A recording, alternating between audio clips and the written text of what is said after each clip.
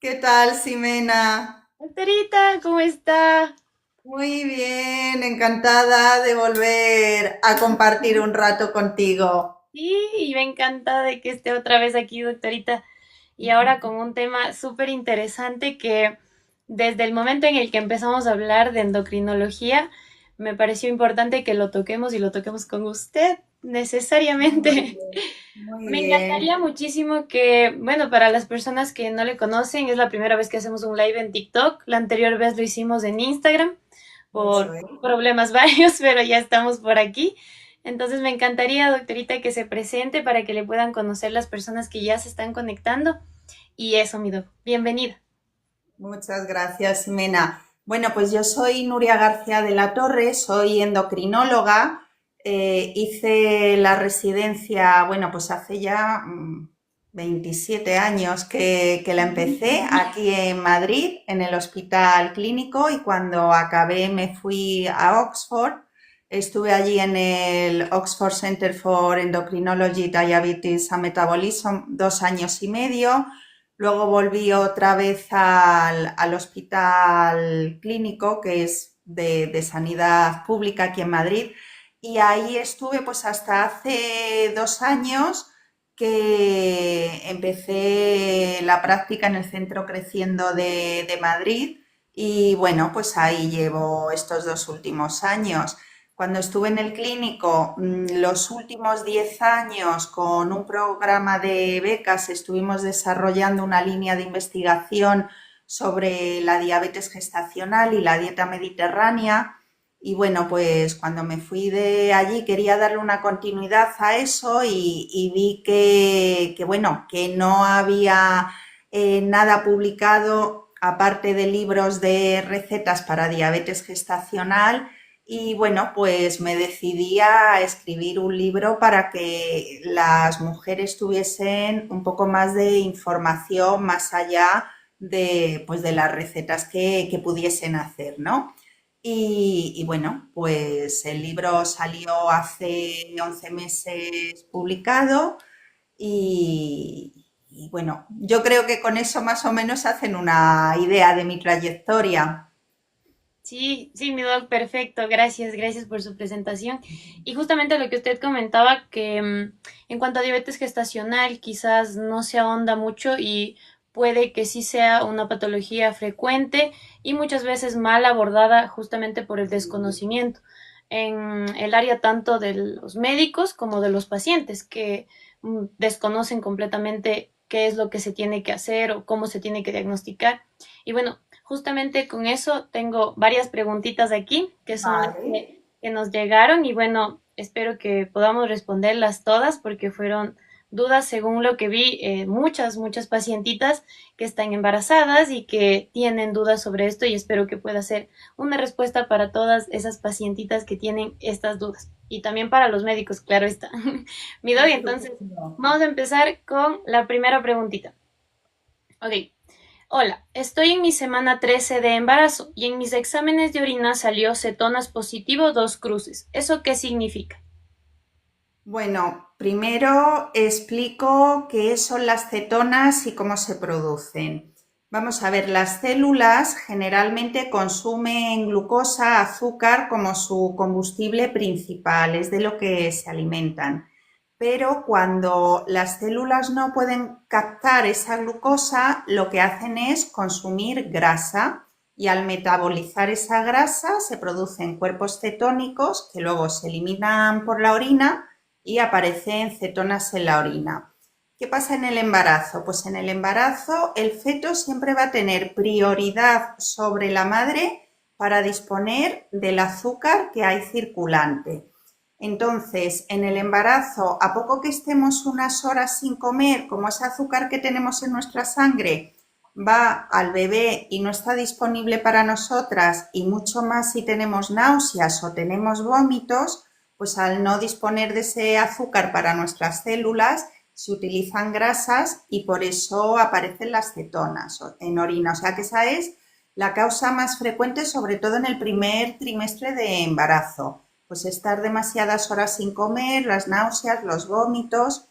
pero también en algunos casos puede deberse pues a una diabetes que no se haya diagnosticado, que no esté bien controlada, porque como falta insulina, esa glucosa no puede entrar dentro de las células y entonces se utilizan las grasas y se producen los cuerpos cetónicos. Pero vamos, en el primer trimestre la causa más frecuente es que hemos estado demasiadas horas sin comer. Por eso es importante hacer 5 o 6 ingestas a lo largo de todo el día y que en todas esas ingestas pues haya algo de carbohidratos, pero de lenta absorción, pues algo de fruta o lácteos o cereales integrales o legumbres, algo así, ¿no?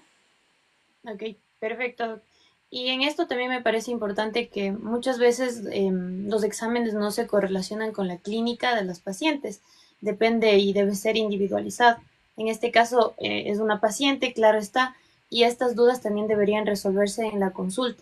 A veces depende mucho de la confianza que se tenga médico-paciente, pero las mujeres embarazadas salen muchas veces con más dudas que respuestas de su consulta y creo que eso es algo que se tiene que resolver también. Pero bueno, vamos con la siguiente pregunta. Me preocupa llegar al servicio social y que me lleguen casos como estos y no saber cómo actuar. Mi principal pregunta es, si estoy en un área donde solo se cuenta con glucosa capilar, ¿puedo diagnosticar con esto a una mujer embarazada?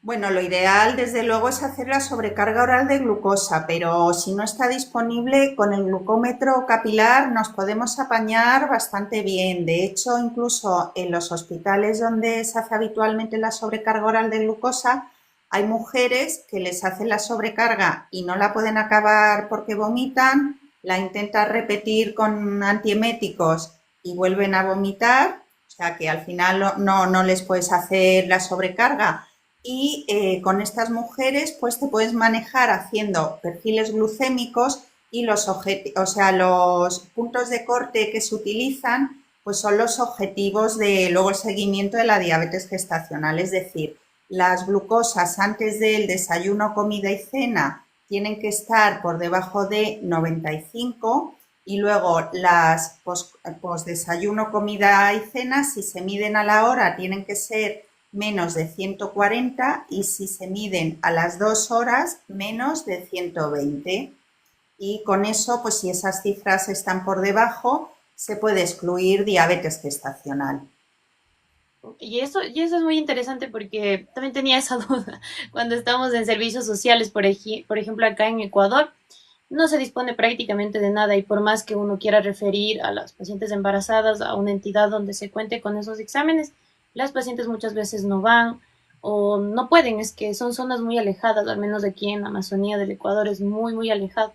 Entonces, sí, no siempre, pero sí se dispone del glucómetro y eso Claro, sería como el examen de sangre.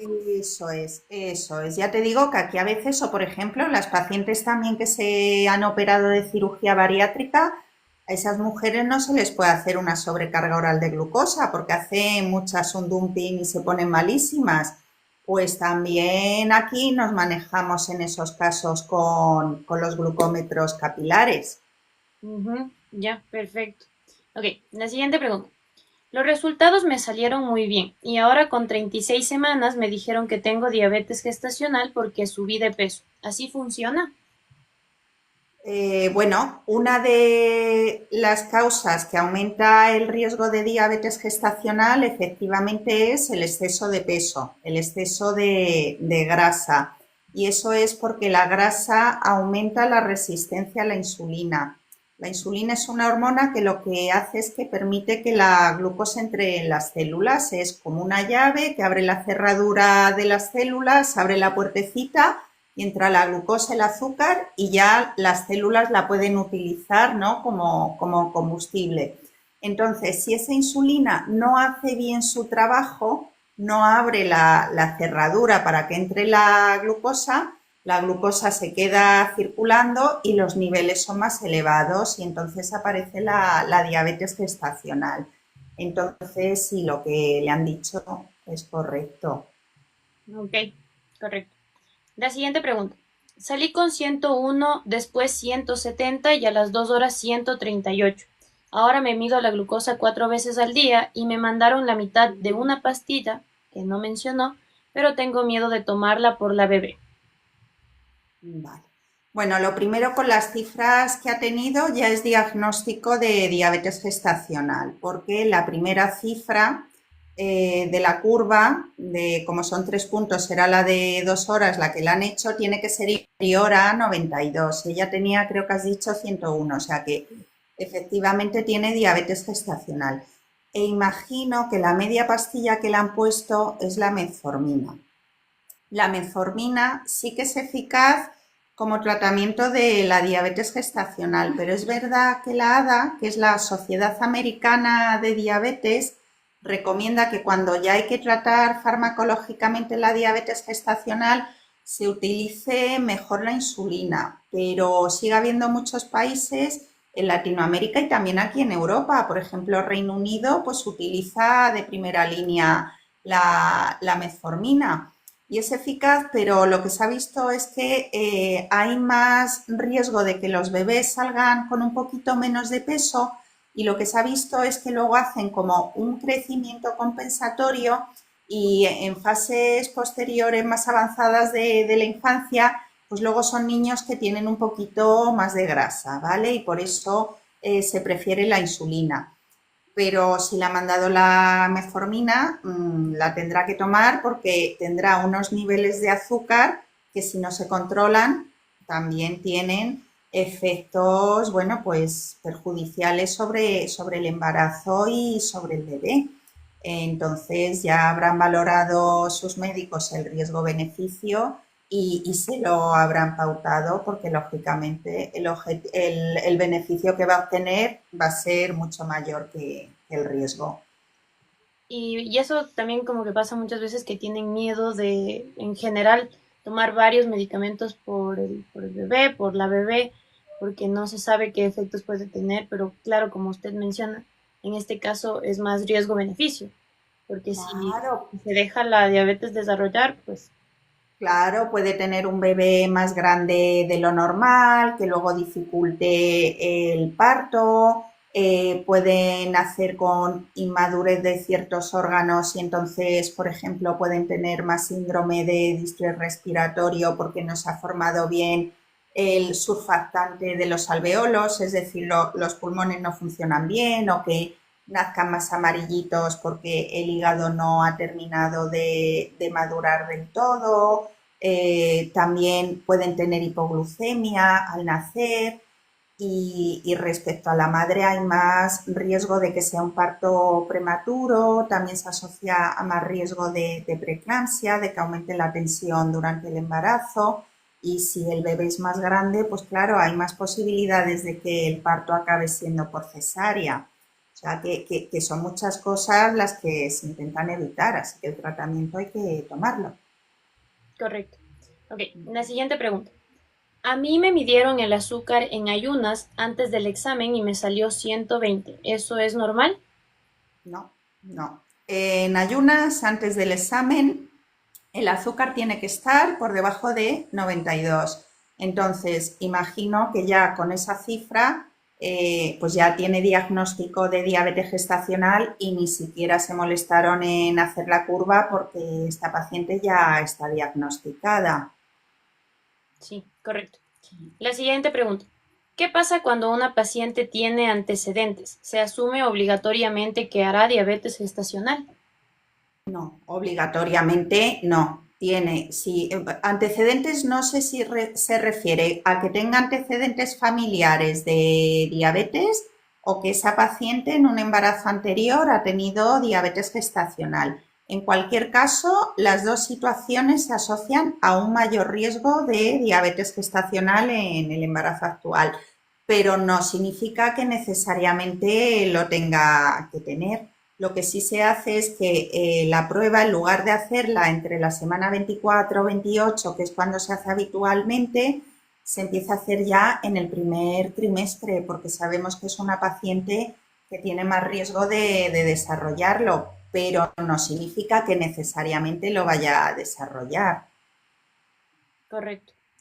Y bueno, ahí también influye mucho los factores externos, ¿no? Porque hay medidas de prevención y hay obviamente de todo en medio de eso. Efectivamente, si esa paciente del embarazo previo a este, pues llega a este embarazo posterior con un peso adecuado, ha estado haciendo una dieta más saludable, practica ejercicio de forma regular, pues las posibilidades de que desarrolle diabetes gestacional disminuyen drásticamente. Correcto. Ok, la siguiente pregunta. En mi caso, me mandaron a desayunar y tomaron nuevamente una muestra de sangre para diagnosticarme. ¿Eso está bien? Vamos a ver, el protocolo estándar es la sobrecarga oral de glucosa. Entiendo que a esta mujer le mandaron a hacer eso porque no tenía disponibilidad para hacer la sobrecarga. Pero si no hay sobrecarga, lo ideal es con glucemia capilar, pero que menos que hacer un perfil completo de 6 puntos, o sea, solo con una basal y con una postprandial es insuficiente. Ok, correcto. Y sí, porque esto pasa mucho también, y pasaba, por ejemplo, en el centro de salud donde yo estaba, sí hacía Ujú. así, se desenviaba a las pacientes porque claramente no había disponibilidad Claro, de... yo imagino que el problema será que no hay glucómetros tampoco para que la paciente coja, se lo lleve a su casa y haga la curva completa, ¿no? Pero la verdad que una predesayuno y luego una postdesayuno únicamente se queda muy corto. Claro, ok. La siguiente pregunta. Doctora, mis resultados dieron 95, 133, 136. Entonces, aún así es diabetes gestacional. Sí, sí, por los pelos, pero lo es, porque los puntos de corte para la curva de 2 horas, que es lo que le han hecho a esta chica, son 92, 180 y 153. Entonces ella la hora y las 2 horas las tiene muy bien controladas, pero la basal, que es con la que empieza, la tiene un poquitín por encima del límite. Entonces es diagnóstico de diabetes gestacional. Lo que pasa que es verdad que estas pacientes que se diagnostican así por los pelos, luego es más probable que se controlen bien con la dieta y un poquito de ejercicio y no requieran insulina que las pacientes que ves la curva y está pues claramente por encima de objetivos. Ok, Pero sí, es diagnóstico de diabetes gestacional. correcto. En la siguiente pregunta. Doctora, si en la segunda estrategia solo sale un parámetro alterado, igual es diagnóstico de diabetes gestacional. Con lo de segunda estrategia, no sé exactamente a qué se refiere. Hay dos formas, ¿no?, de diagnosticar la diabetes gestacional. Una de ellas es hacer la sobrecarga oral de glucosa directamente sin una prueba previa a todas las mujeres de 2 horas con 75 gramos, ¿no? Y son tres medidas, la basal a la hora y las 2 horas. Ahí con ese método, efectivamente, con un solo punto que salga alterado, ya es diagnóstico de diabetes gestacional. Y luego la otra manera de diagnosticarla es hacer primero una curva mucho más corta de 1 hora con 50 gramos, que es el O'Sullivan, y si esa sale positiva, más de 140 a la hora, ya pasan a la curva larga de 3 horas con 100 gramos. Entonces, la curva larga son 4 determinaciones, la basal, 1 hora, 2 horas y 3 horas. Pues en esa curva larga de 3 horas, ahí sí que se necesitan al menos 2 puntos por encima del límite para el diagnóstico de diabetes gestacional. Pero en la de 3 puntos, con uno ya es diagnóstico. Ok. A la hora me salió 173 de glucosa. ¿Qué significa eso? Claro, es que a la hora, no sé si es a la hora del test de O'Sullivan, de una sobrecarga o que se ha hecho una determinación con el glucómetro después de comer. Entonces, son cosas distintas, ¿no? Según lo que sea la hora. Si es porque se ha hecho el test de O'Sullivan, que es la basal y a la hora, significa que tiene que pasar a hacerse la curva larga de 3 horas, porque si está por encima de 140, ya pasas al segundo paso. Si es una sobrecarga oral de glucosa, me da igual que sea la de 3 horas o la de 2, porque el segundo punto, el corte en las dos es 180, o sea, 173 a la hora en una sobrecarga oral de glucosa, está bien. Y si es a la hora después de haber comido con una determinación de glucemia capilar, está elevada, porque tiene que ser por debajo de 140. Entonces, si se está haciendo el diagnóstico con glucemias capilares, que no es lo ideal, pero bueno, ya sabemos que tendría una diabetes gestacional, y si está ya diagnosticada, pues significa o que hay que iniciar, si esa cifra se repite más veces en esa misma comida, o iniciar tratamiento farmacológico, o si está ya con insulina, pues subir la dosis. Ok, correcto. Depende, no sé exactamente en qué situación es lo de la hora. Sí, y con este tipo de preguntas que llegaban, las puse porque sé que son pacientes que tienen esa duda, aunque suenen un poco repetidas, pero a mí me quedaba la duda de si realmente no fueron informadas por su médico, porque estas preguntas son cosas que tienen que ser resueltas en la consulta. El médico que le está realizando esto, explicar qué pasó, por qué está así, o si es solamente para ratificar lo que a lo mejor les dijeron y que, claro está, que muchas veces asusta, es algo que no se esperaban y ajá, pero al menos acá en Latinoamérica sí es muy común que las pacientes no tengan idea de lo que está pasando y a lo mejor solo les hacen exámenes y les dicen esto es así, asado y va a tener que tomar esto. Y falta mucho esa comunicación.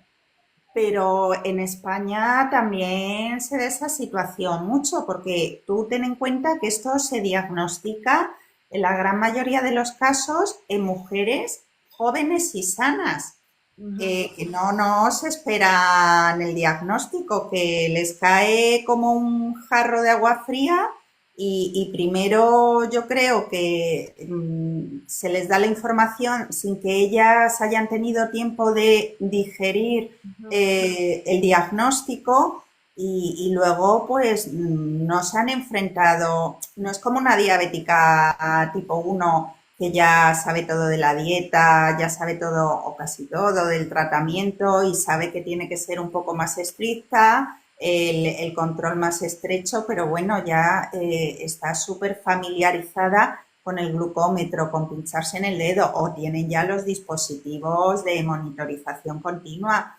Esto, una mujer que llega a su revisión tan ilusionada, tan con su bebé, le dices, tienes diabetes gestacional, le dan la hoja con la dieta, le dan el glucómetro, le dicen que se tiene que pinchar tantas veces, le hablan de gramos de carbohidratos, y todo eso a lo mejor en 10 minutos, pues es normal que las pobres salgan con 20.000 dudas de la consulta. Sí, sí, correcto. Y ahora que menciona eso, está ya fuera de las preguntas, pero a mí me da curiosidad. En España, ¿cómo funciona? O sea, en este caso, en un servicio social, por ejemplo, no sé si hay servicio social, o sea, los médicos que van a hacer como su periodo rural en zonas alejadas. No sé si eso existe allá en España. No, no, No, no, no. No, ok. aquí no. Aquí los médicos que van a zonas rurales ya han hecho el examen de después de la carrera, que aquí se llama el MIR, de medicina, médico interno residente, y hacen la residencia de familia, que son 3 años, creo que son. Y luego ya pues cogen plaza en un centro rural. Entonces ya han estado 3 años de formación ejerciendo como médicos de familia, con parte de rotación hospitalaria, con guardias en hospital. No salen de la carrera y se van a una zona rural. Y eso aquí pasa, es que los médicos tenemos ese sistema, por lo menos hablo de Ecuador, ¿no? Que salimos de la carrera, después hacemos el internado y ya después vamos al periodo de la rural. Y esto nos botan a zonas alejadas, a veces apenas a experimentar el mundo laboral, el mundo de los pacientes, el mundo de todo. Y en esas zonas son donde más embarazadas hay. aquí en las zonas rurales hay mujeres que tienen de 10 a 15 hijos, uno Madre. tras otro, y después no sabemos cómo, no se sabe cómo orientarle a una paciente embarazada y que muchas veces el único médico que está ahí es el encargado de eso, de niños, de embarazadas, de adultos mayores y que son grupos poblacionales de riesgo, mucho más las embarazadas. Entonces, ahí, por ejemplo, no hay como una estandarización de cómo se debería manejar a una paciente.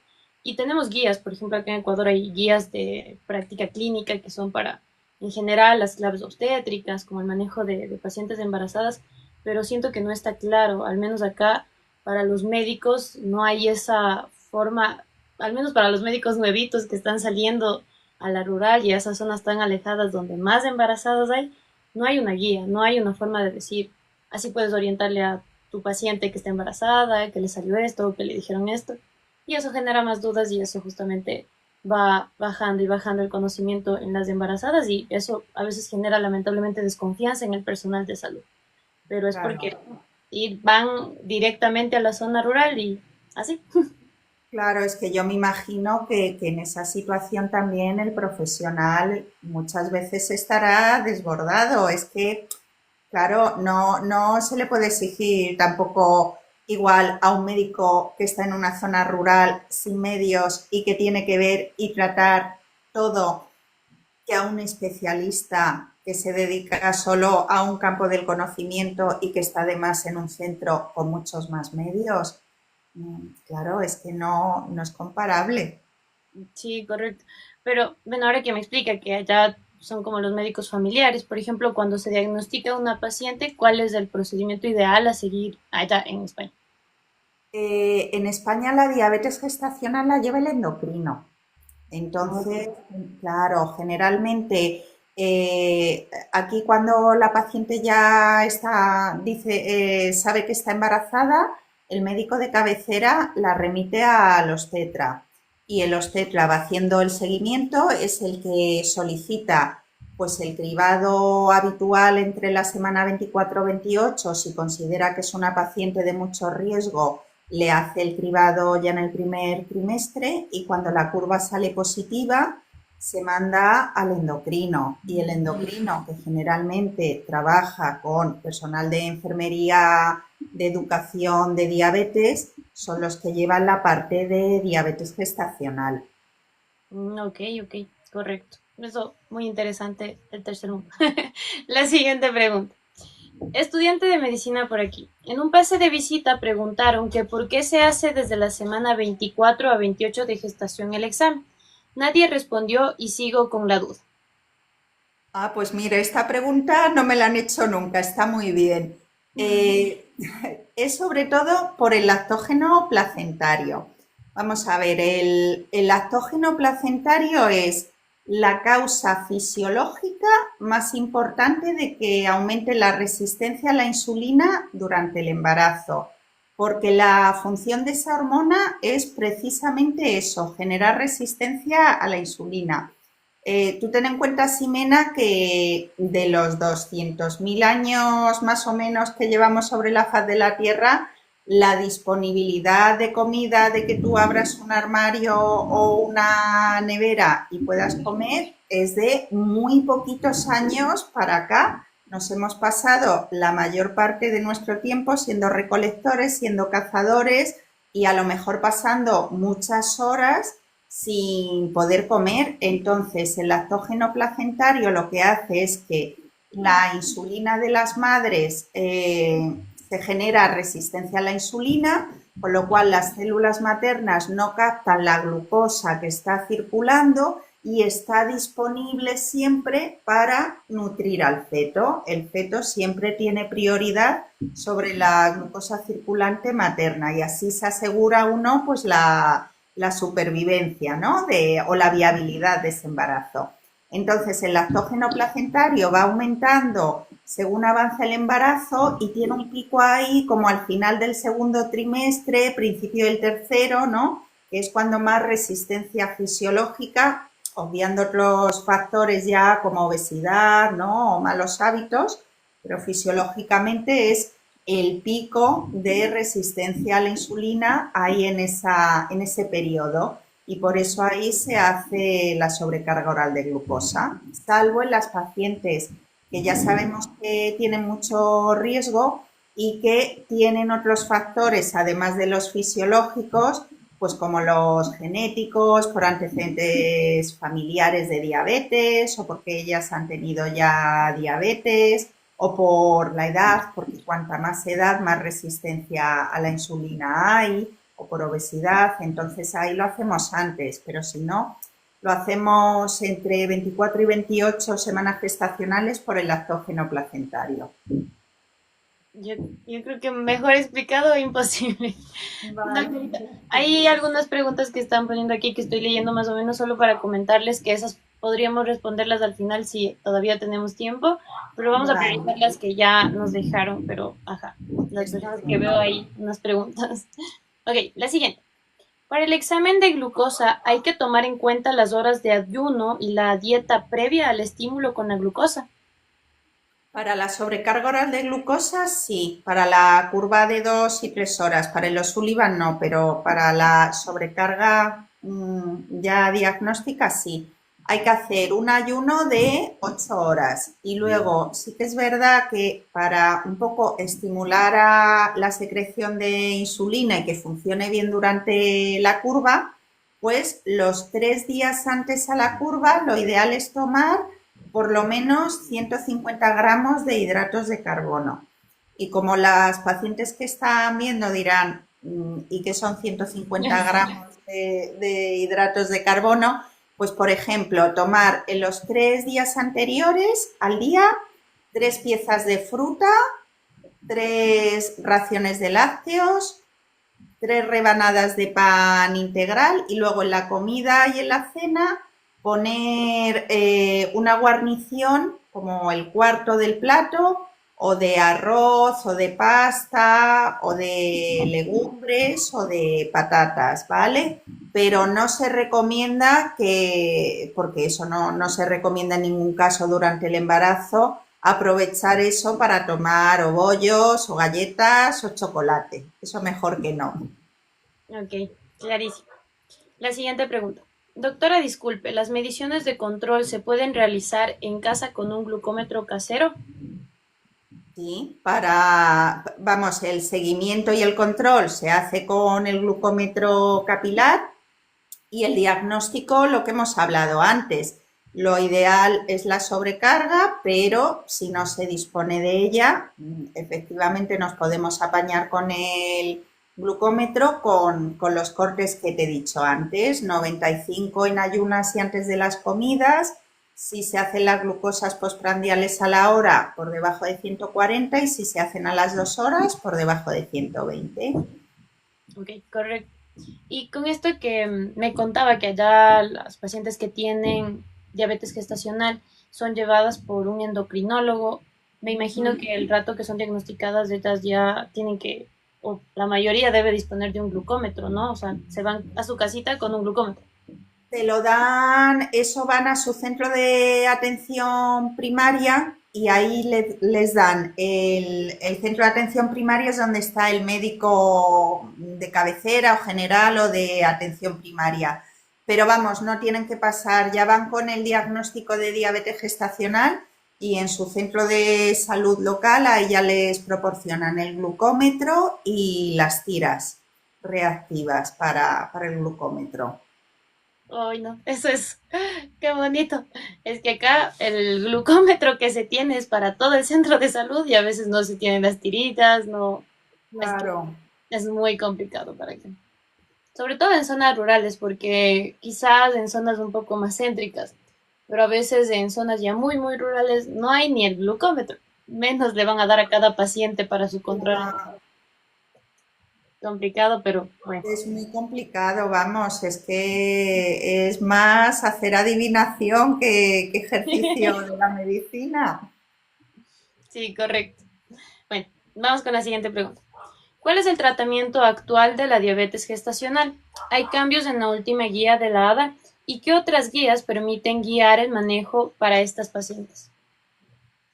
La primera, como son tres preguntas seguidas, era el ¿Cuál es el tratamiento tratamiento actual de la diabetes gestacional? de la diabetes gestacional. Sí, vamos a ver, el tratamiento que recomienda la ADA, que es la Asociación Americana de Diabetes, que es un poco la guía más aceptada y más generalizada y que más seguimos todos, Ujú. es la insulina, ¿vale?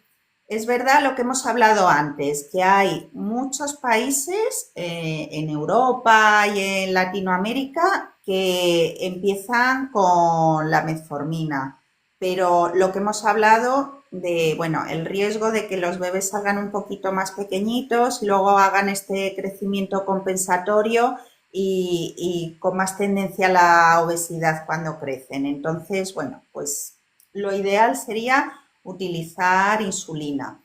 Luego ha preguntado a cambios en las guías del 2025 de la ADA, ¿no? Ajá. La verdad que muy poquita cosa. Han introducido sobre todo que se están abriendo un poco más al tema de las nuevas tecnologías para la diabetes gestacional, porque en las del año pasado decían que para el seguimiento había que utilizar glucómetros para determinaciones capilares porque no había evidencia suficiente de la utilización de la monitorización continua y este año lo que dicen es que para tipo 1 ya se puede utilizar la monitorización continua y que puede ser beneficiosa para otros tipos de diabetes en las que hay embarazo, ¿no? Entonces, como que se abren un poquito más a su utilización en diabetes gestacional. Y luego también dicen en el seguimiento que hacer visitas presenciales y visitas intercalando con visitas online puede ser más beneficioso incluso que hacer visitas solo presenciales. Pero bueno, con la situación que me estás contando que tenéis allí, pues esto realmente afecta, os afecta poco. Y en cuanto a lo que es el diagnóstico y el tratamiento, ahí no han cambiado nada. Y luego, en cuanto a otras guías, pues por ejemplo, la persona que me pregunta, que supongo que será un estudiante o un médico, las guías NICE de Reino Unido, esas también tienen su parte de diabetes gestacional y ellos sí que utilizan la metformina como primer escalón en el manejo antes de poner insulina, entonces le pueden ser útiles a esta persona para eso, el manejo de metformina en el embarazo, porque, claro, hemos hablado de que los bebés pueden ser más pequeñitos, pero también es verdad que el riesgo de hipoglucemia es menor y si no hay disponibilidad de glucómetros y de hacer perfiles, pues en esa situación posiblemente lo más seguro sea la metformina y entonces puedes recurrir a las guías NICE. Correcto. Muy bien. Muy clarísimas las tres preguntas que se dejaron. La siguiente. Aparte de la alteración en el examen de glucosa, ¿qué otros síntomas se puede tener? En las ecografías se puede ver algún síntoma o alteración en el bebé. Vale. Síntomas como tal, la madre, el problema del azúcar alta, de la diabetes gestacional, que no suelen ser cifras tan elevadísimas como en una diabetes pregestacional, pues es sobre todo que puede haber parto prematuro, que haya más frecuencia de cesáreas y también se puede asociar con más frecuencia a preeclampsia, que es que sube la tensión arterial por encima de 140-90 y puede afectar a otros órganos como pues el riñón, lo más frecuente, o el hígado. Entonces, la paciente lo que puede notar es hinchazón de manos, de cara, dolor de cabeza, alteraciones visuales, náuseas, vómitos. Y luego preguntaban también en ecografía, ¿no? ¿Qué se ¿Cómo podía revela ver? con un bebé? Sí, pues las dos cosas que se pueden ver es que el bebé sea muy grande, lo que se llama un bebé macrosómico, y también lo que se puede ver es que haya polidramnios, que es un aumento de la cantidad de líquido amniótico. Y esas dos cosas pues traducen que los niveles de azúcar no están suficientemente bien controlados. Ok. Y por ejemplo, en este caso que hay algunas mujeres embarazadas que a lo mejor exámenes de sangre no les hacen con tanta frecuencia, pero creo que las ecografías es algo que sí, es algo que se suele hacer muy frecuente en pacientes embarazadas de aquí. Si pasara que en una ecografía se evidenciara que el bebé está más grande de lo normal, pero estamos todavía antes de la semana 24 o 28, lo ideal sería empezar ya con sospechar de diabetes en esa paciente. Claro, siempre ante un bebé grande, uno de los primeros diagnósticos en los que hay que pensar, sino el primero es diabetes gestacional o incluso a lo mejor diabetes pregestacional, porque si estamos hablando de entornos en los que las pacientes no acuden con frecuencia al médico, que a lo mejor no tienen analíticas pregestacionales hechas, pues puede ser también perfectamente una diabetes pregestacional que generalmente cursan con niveles más elevados de glucosa. Correcto. Ok. La siguiente pregunta. ¿Qué comidas no puede una mujer con diabetes gestacional? Uf, eso es que es un tema extensísimo, vamos. De hecho, en mi libro es lo que más ocupa es el tema de la dieta, pero bueno, vamos a ver, resumiendo mucho, mucho, mucho.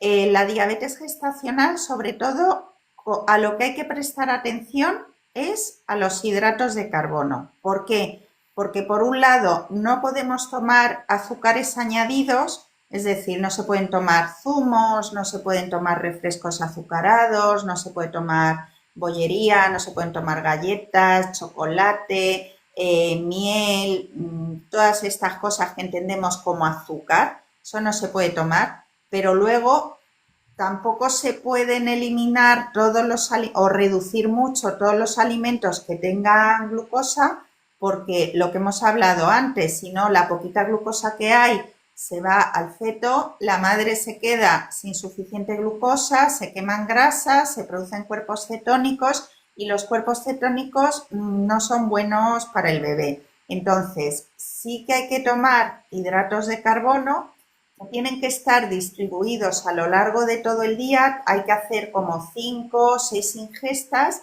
pero tienen que ser los hidratos de carbono adecuados. Fruta, cereales integrales, legumbres. Entonces, bueno, pues no todas las frutas son iguales, según las frutas que sean se puede tomar más o menos cantidad, no se recomienda tomar nunca dos frutas juntas. A primera hora de la mañana en el embarazo, que hay más resistencia a la insulina, pues ahí mejor no tomar fruta y luego dejarla para media mañana. La cantidad de, pues de carbohidrato de guarnición, si no lo pesas, pues por lo menos con el cazo de servir se puede hacer una buena aproximación, pues si es arroz, servir un cazo y medio, si son legumbres, se pueden servir dos cazos, si es patata, pues una patata grande o dos medianas.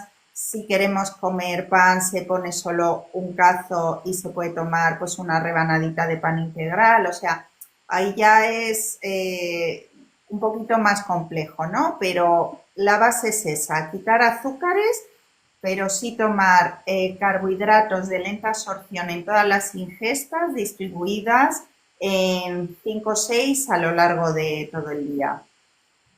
Correcto. Y qué bonito que lo explica Doc, y esto me lleva a un tema que pasó hace un tiempo. Yo tocaba el tema de nutrición en niños y bueno, se armó ahí, se viralizó el video porque bueno, se hablaba que los médicos no debemos hablar de nutrición y que solo los especialistas en nutrición tienen que hablar de eso. Y me daba pena también porque quizás no se ve la realidad de los demás países, como yo comento aquí en Ecuador, en las zonas rurales, muy, muy rurales, ya porque de suerte hay un médico y una licenciada en enfermería. Y no vamos a encontrarnos ahí un nutricionista, y menos un nutricionista que esté guiado en diabetes, que muchas veces esto nos menciona la ADA. A mí la ADA me parece una guía hermosa, me encanta siempre las actualizaciones, leo siempre eso.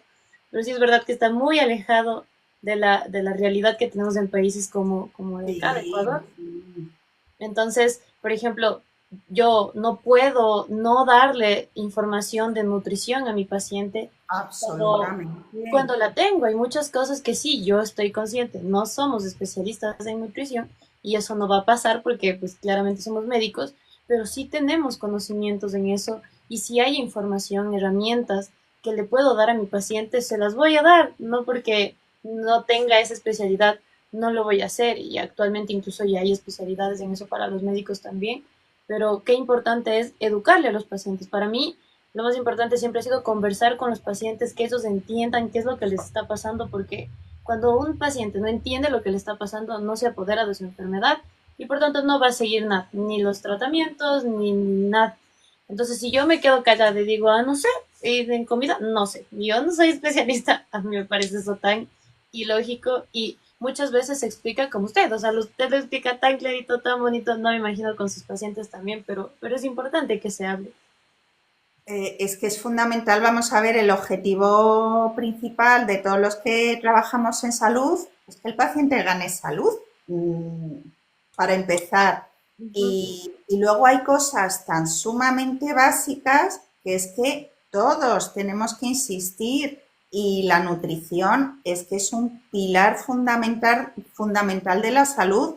Es como cualquier médico que tenga un paciente que fume o cualquier profesional de enfermería o cualquier profesional sanitario le tendrá que decir a ese paciente que no fume. O se lo puede decir solo el neumólogo.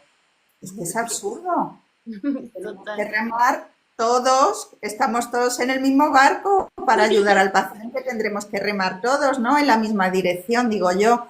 Yo creo que esos son debates, desde mi punto de vista, absurdos. Completamente. Pero bueno, creo que nos quedó bastante claro ahí. Con la siguiente pregunta. ¿Se puede tener un parto vaginal teniendo diabetes gestacional? Por supuesto. Es verdad que las mujeres con diabetes gestacional hay una mayor proporción de partos por cesárea, por lo que hemos hablado de que si no está bien controlada la diabetes, los bebés son más grandes. Pero una diabetes bien controlada, con un bebé que tiene un tamaño normal, por supuesto que puede tener un parto vaginal, claro que sí. Correcto. La siguiente pregunta. ¿Cómo se puede prevenir la diabetes gestacional? Vamos a ver, en la diabetes gestacional hay unos factores de riesgo que son modificables y otros que no son modificables.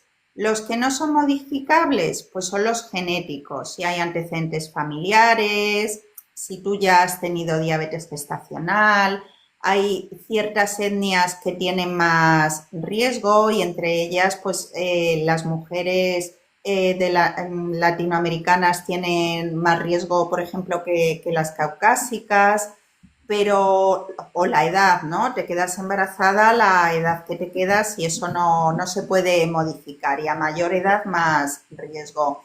Pero bueno, y también cuando son embarazos en mujeres muy jóvenes, ahí también aumenta el riesgo. Pero hay otros factores que sí que son modificables y además que tienen un impacto muy grande, que son llegar al embarazo con un peso normal, realizar pues una dieta saludable y en cuanto a los carbohidratos, pues un poco lo que hemos hablado antes, ¿no? De quitar todo el tema de azúcares añadidos y que sean todos carbohidratos de lenta absorción.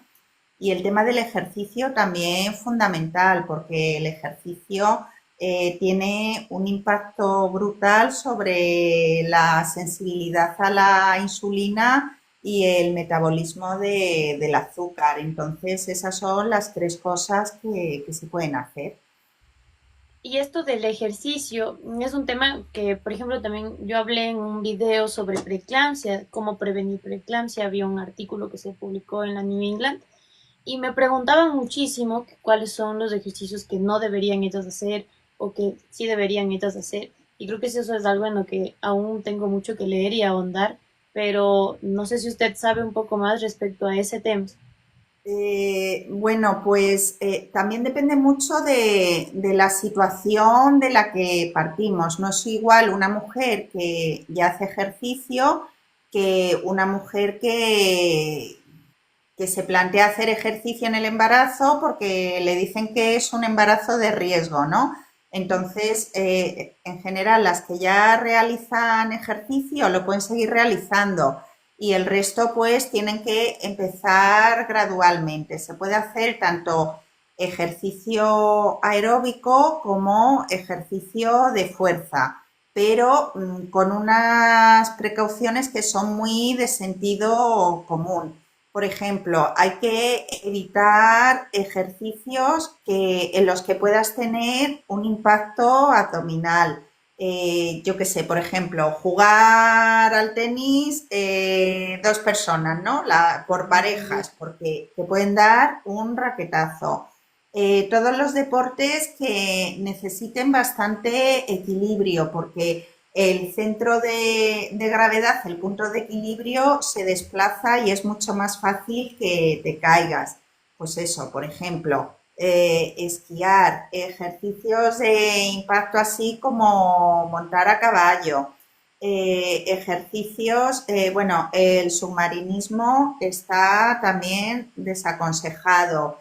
En los que haya poca oxigenación, pues por ejemplo, que subas a alturas muy elevadas, también están desaconsejados. Cuando se hacen, por ejemplo, tablas de ejercicio, pues hay que tener un poco de cuidado con los decúbitos, ¿no? No estar mucho del lado derecho por el tema de la circulación de la cava. Pues eso, también con las tablas de ejercicio, procurar, cuando sobre todo está avanzado el embarazo, no estar mucho tiempo haciendo ejercicios de estos que estás a cuatro patas, pues levantando la pierna, levantando el brazo, porque mucho tiempo así en esa posición puede favorecer luego que haya una diástasis de los rectos. A ver, ¿qué más cosas? En el libro tengo todos explicados por qué sí, por qué no, pero así de memoria que me acuerde las cosas más importantes son estas, ¿no? Correcto. Y bueno, vamos a dejar un espacito también para que vuelva a comentarnos de su libro, pero antes quiero preguntarle, Doc, si todavía tiene un poquito de tiempo. Y el que Y, queráis. eh, hasta las 7, no mentira. Ya, ok. Bueno, Hasta las 7 no, que aquí ya son casi las 10. sí, sí. Estamos en horarios, allá es de noche, acá es Sí, en la sí, tarde, sí, pero encontramos un momento para poder sí, coordinar. claro que sí. Bueno, voy a ir leyendo aquí algunas preguntas que fui viendo. Y Ujú. bueno, ahí Marco nos está comentando, él es de Guatemala, que bueno, al parecer sucede igual como en Ecuador, que muchas veces no llevan un control prenatal, están más que nada guiadas por las comadronas, que no sé cómo se les llama, ¿es igual allá en España, comadronas? Matronas. Sí, las matronas. Bueno, Sí. también que a veces quizás sí tienen sus conocimientos, pero está faltando ahí un pequeño control en exámenes complementarios, etcétera, y cosas que obviamente se hacen desde el lado médico. Y creo que eso es una de las cosas que también influyen mucho, que hay muchas pacientes embarazadas que tienen o no tienen un control prenatal. Y eso aquí, como le digo, es demasiado frecuente. O sea, es que son mujeres que a veces tienen así por lo bajo 10 hijos, o 8 o 9 o 10 15 y es que no van a hacer un control prenatal porque no están No les da la controladas. vida. No, ¿dónde está la vida? Pero sí, o sea, lamentablemente en países de por acá, eso pasa mucho. También Gárate nos dice que, bueno, a veces se logra sacar una cita con con la ginecóloga y te regresan diciendo que eso es una patología de primer nivel. Y eso pasa aquí, por ejemplo, que no se da la importancia que se tiene que dar a las especialidades. Como usted nos menciona, tiene que ser llevado por un endocrinólogo. Aquí eso, pero ni de chiste se ve, porque Ya, piensan que tiene que ser guiado por un médico de primer nivel. Y resulta que los médicos de primer nivel somos los médicos que apenas salimos del internado y que poco o nada dominamos esos temas, y sobre todo en embarazadas, como de diabetes gestacional, preeclampsia y otras patologías que deberían ser guiadas por al menos un ginecólogo, por lo claro. menos, por lo bajo. Pero sí, Sí. eso es muy frecuente.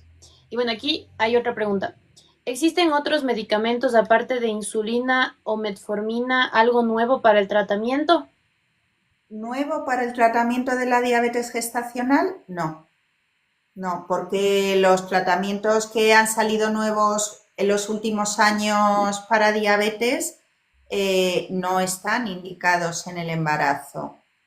Hablo de los glucosúricos, agonistas de receptor de GLP-1, no, Ok, no. correcto. Aquí alguien pregunta, ¿qué es la sobrecarga? Me imagino que de lo de las pruebas para el diagnóstico. La sobrecarga es dar una cantidad grande de glucosa, que ya hemos hablado que hay dos curvas, ¿no? Pues una larga con 100 gramos y otra de 3 horas y otra de 2 horas con 75, pero digamos que lo que hay detrás o lo que intentamos ver es con esa cantidad grande de glucosa, cómo el cuerpo la maneja, cómo la metaboliza. Entonces se toma la glucosa en ayunas, que también interesa saber cómo está en ayunas. Se da generalmente es una botellita que es como un zumito muy, muy dulce. Eso se tiene que beber rápidamente, como en 10 minutos, y luego se van haciendo medidas del azúcar a la hora, a las 2 horas y si es la curva larga, a las 3 horas y vemos cómo el cuerpo metaboliza esa glucosa que ha ingerido. Ok. Otra pregunta que han dejado por acá. ¿Existen otros métodos de cuantificación sin glucómetro? Vamos a ver, que sean más sencillos y más disponibles, no, los que sí que existen son los métodos de monitorización de glucosa, ¿no? Que son los que se ponen en el brazo generalmente, pues los tipo flash, como el freestyle, como el Descom, o si no ya, pues los de monitorización continua, pero otros métodos más sencillos no. Hace muchísimo tiempo, pero eso hoy en día no se utiliza, pues se veía si había glucosuria, ¿no? Con las tiras de orina, pero eso es una manera muy, muy burda de manejar los casos y que, claro, ya se ve cuando los niveles de azúcar están muy elevados, hay que actuar mucho antes. Ok. Aquí nos ponen alguien. Doctora, yo soy médico general y no entendí muy bien cómo debo yo diagnosticar en pacientes que se encuentran lejos. Usted mencionaba que el glucómetro funciona, pero ¿qué tengo que hacer? ¿Le tengo que mandar a desayunar y luego le hago una glucosa capilar? No entendí muy bien, doctora. ¿Podría, por favor, repetir? Lo repito, vamos a ver, habría que hacer un perfil, lo que pasa que el perfil es del día completo, antes del desayuno, a la hora de desayunar, antes de la comida, a la hora de haber comido y antes de la cena y después de haber comido, ¿vale? Lo que pasa que yo asumo que esta persona era lo que tú decías, que tiene solo un glucómetro para el centro de atención primaria y no tiene más y no se lo puede dejar a la paciente para que se lo lleve. Asumo que esa es la situación. Entonces yo en esa situación lo que haría, pues que venga, se lo haga, a que venga a primera hora de la mañana, se le hace que desayune, se le hace a la hora de desayunar y en ese mismo turno daría tiempo antes de comer y a la hora de comer, y aunque no tengamos la de la noche, pues eso a lo mejor hacérselo 2, 3 días y con eso tendríamos una idea ya bastante clara de cómo metaboliza el azúcar y de si hay o no hay diabetes gestacional. Y los puntos de corte que utilizaríamos en este caso serían las glucosas antes de desayuno y de comida, que tendrían que estar por debajo de 95, y las de una hora después de desayuno y de comida, que tendrían que estar por debajo de 140. Perfectísimo. Y aquí, por ejemplo, en este caso, a la paciente, más o menos, ¿cómo se le debería indicar que desayune? Porque aquí igual hay un montón de formas de desayunar y aquí los ecuatorianos a veces somos un poquito, no todos, ¿no? Pero sí es un desayuno de ecuatorianos, pero más o menos cómo se tendría que explicar a la paciente. Vale, pues en el desayuno la paciente básicamente tendría que tomarse una ración de lácteos, que serían pues un vaso de 200 mililitros de leche o 2 yogures, y luego unos 40 gramos de pan integral, que son como 2 rebanadas de pan, y a eso ya pues le puede añadir lo que quiera que no sea azúcar. Quiero decir, no ponerle mermelada con un montón que el 50% es azúcar, ¿no? Claro. Y pues ese sería un desayuno adecuado. Ok, perfecto.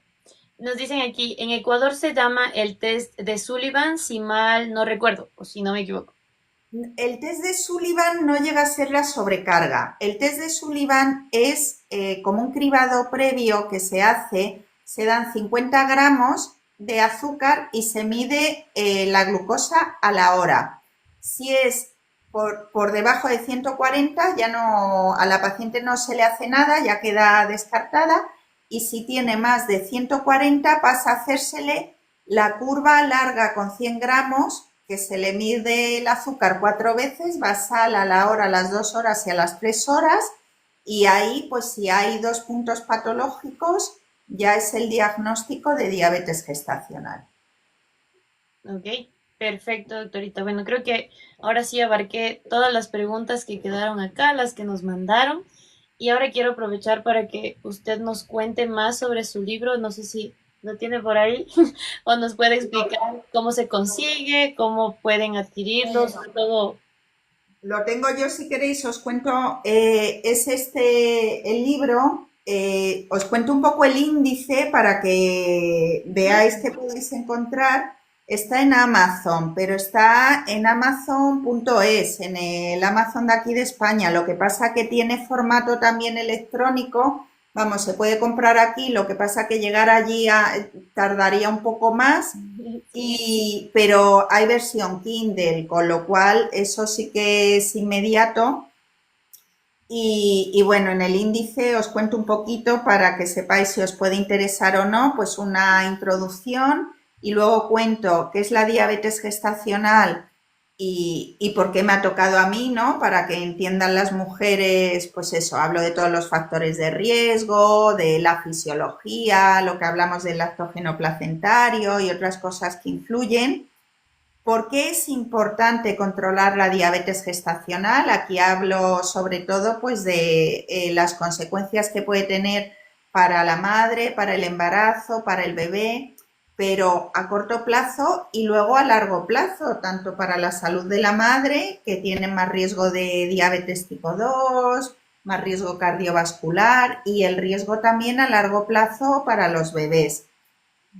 Hablo también de cómo se diagnostica, de todo esto que hemos estado hablando, de la curva de 2 horas, 3 horas, el O'Sullivan, cuando no se puede, lo de los perfiles glucémicos, cómo se hace el seguimiento también, tanto ecográfico como midiendo la glucosa. Y luego la parte que yo creo que es la más importante para las pacientes, que se llama ¿qué puedo hacer yo para controlarla? Y entonces aquí hablo de, primero, recomendaciones nutricionales generales para el embarazo que debería seguir cualquier embarazada, y con más motivo las mujeres con diabetes gestacional. Luego las recomendaciones que son específicas para diabetes gestacional, hablo también de suplementación, hablo también de la actividad física que se debe hacer y que no se debe hacer, hablo también del sueño, que es fundamental. No hemos tocado este tema, pero el sueño es importante para el control de la diabetes en general y de la diabetes gestacional también. Ujú. Hablo, pues eso, cuando la dieta y el ejercicio no son suficientes, hablo de la metformina, hablo de la insulina y luego una parte de ya he tenido a mi bebé y ahora qué, ¿no? Porque esto no se acaba con el parto. Las mujeres tienen más riesgo a largo plazo de, pues eso, una serie de eventos cardiovasculares, diabetes tipo 2. Hablo del tema de la lactancia, que es fundamental porque la lactancia en las mujeres que han tenido diabetes tipo 2 está demostradísimo que tiene un efecto protector sobre el desarrollo de diabetes tipo 2 a largo plazo. Y eso sí que es una recomendación que se puede dar en todas partes del mundo y que se debe dar porque dando el pecho, esas mujeres van a estar más protegidas luego metabólicamente y a nivel cardiovascular a largo plazo. Y cuanto más prolongado sea el tiempo que den el pecho, más protegidas van a estar. Y bueno, pues explico un poco por qué es eso, cuáles son los mecanismos. Y ese es básicamente el contenido del libro. Sí, ¿no? Y hermoso. Doctorita, ¿puede repetirnos cómo se llamaba? ¿Cómo se lo encuentra en Amazon? El libro se llama Que el azúcar no te amargue el embarazo y está en amazon.es. Pero vamos, yo creo que si pones Amazon solo y el título, supongo yo que saldrá. O con Sí, mi sí. nombre, Nuria García de la Torre. Sí, yo justo ahora estoy aquí en Amazon, no puedo, no sé cómo girar la pantalla, pero sí, sale de unas. Yo puse que el azúcar no te amargue y me sale Y aquí ya que el está. azúcar no te amargue el embarazo, Nuria García de la Torre. Claro, porque es que si te fijas, vamos, ni en castellano ni en inglés, es que da igual el idioma. Fuera de los libros de recetas de cocina, realmente no hay información para las pacientes. Sí, sí, sí, completamente. Y tocamos un tema, es que a mí me encanta este tema de diabetes, no, no me apasiona tanto la endocrinología, pero diabetes me parece un tema, ¡buah! Y justo mencionaba usted, y es algo que no se mencionó, que la A 2025 menciona muchísimo respecto al sueño y la importancia que tiene el papel fundamental que tiene no solo en pacientes que tienen diabetes en general, y usted mencionaba aquí en embarazados. Entonces, me gustaría un poquito que solo toquemos esto del sueño, qué recomendaciones se debería dar en pacientes con, obviamente para prevenir también, ¿no? Pero en pacientes que ya tienen diabetes gestacional, ¿qué podríamos hablar respecto al sueño ya para cerrar con broche de oro este tema? Pues es fundamental que las horas de sueño sean suficientes, que sean 8 horas de sueño, pero también es importante que las horas de sueño sean por la noche, ¿no? Se ha visto en mujeres, en trabajadoras a turnos, que el control de la diabetes gestacional, y esto también se ha visto en diabetes tipo 2, que es mucho peor cuando las horas de sueño no son cuando corresponden. Es que a mí me apasiona todo esto de los ritmos circadianos. Tú piensas que lo que hablábamos antes de la evolución, que la vida que llevamos ahora de tanta luz artificial, pues si la electricidad lleva 100 años, entonces genéticamente estamos diseñados para vivir, tener actividad en las horas solares y no tenerla en las horas nocturnas y estamos adaptados, o sea, los ritmos circadianos es como adaptar el cómo funciona una especie con su entorno para optimizar la supervivencia de la especie, ¿no? Entonces, como nuestro ritmo circadiano es diurno, nuestro metabolismo también es diurno y no metabolizamos igual el azúcar durante las horas de actividad que durante las horas de no actividad y entonces no metabolizamos igual tomarnos algo con carbohidratos a la 1 del mediodía que a la 1 de la mañana, aunque sea exactamente lo mismo, porque nuestro metabolismo no está acoplado a eso. Entonces, es fundamental, pues lo que hablamos, dormir 8 horas, no acostarse más tarde de las 11 de la noche. Entonces, bueno, pues para eso también se dice mucho de el cómo duermes por la noche depende de lo que hagas durante el día, ¿no? Pues exponerse a la luz diurna por la mañana, el hacer ejercicio, el por la noche no estar con las pantallas del móvil hasta que te vas a dormir, porque eso excita mucho.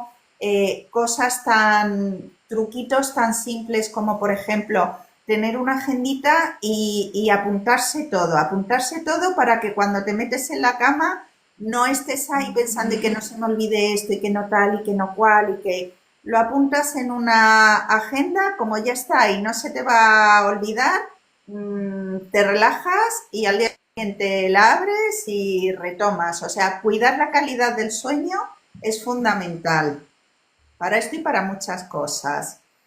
Sí, sí, sí, totalmente. Doc, bueno, estoy contentísima.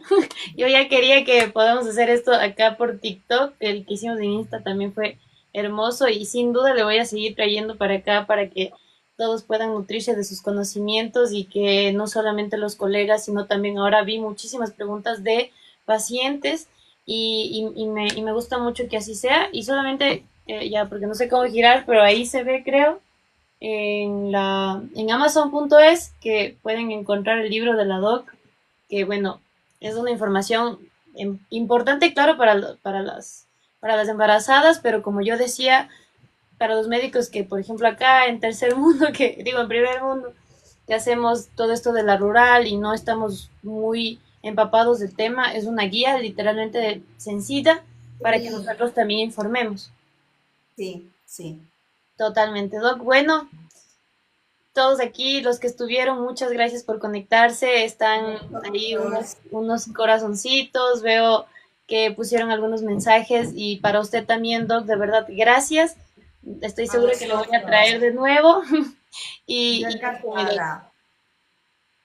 Sí, sí, Bueno, pues muchísimas gracias a todos los que se han conectado y vamos, cuenta conmigo cuando quieras y para lo que quieras, que yo encantadísima de compartir con vosotros. sí, perfecto. Bueno, solo veo que alguien dice cómo se llama el libro. El libro se llama Que el azúcar no te amargue el embarazo y lo pueden encontrar en Amazon.es o también podrían buscarlo como Nuria García de la Torre, que es la doctorita aquí, súper invitada, autora de ese increíble libro. Bueno, pues muchas gracias a todos y bueno, pues nos vemos prontito. Ya le dejo dormir ahora sí. Ya, Muy mi bien. doc, muchas gracias, un beso a todos y Adiós. ya nos vemos. Adiós.